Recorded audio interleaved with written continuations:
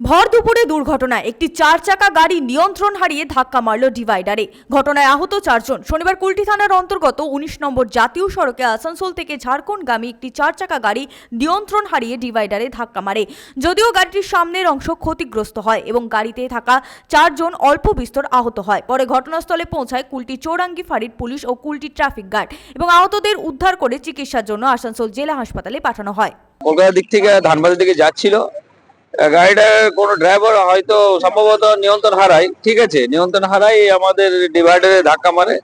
4 জন ওদের যাত্রী ছিল, ওরা মিনিমাম মাইনর ইনজুরি হয়েছে।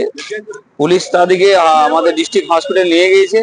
আমি NHAI এর তরফ থেকে হাইওয়ে ক্রেন এনে গাড়িটাকে রিকভারি করে সাইড করে দিয়েছি। সম্ভবত ঝাড়খণ্ডের দিকে যাচ্ছিল গাড়িটা, ঝাড়খণ্ড নম্বর, ঝাড়খণ্ডে যাচ্ছিল ধানবাদ। বান্টি খান, 99 নিউজ বাংলা, কুলটি।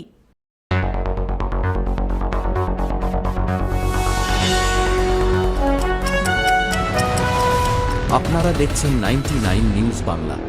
বদলাবো আমরা।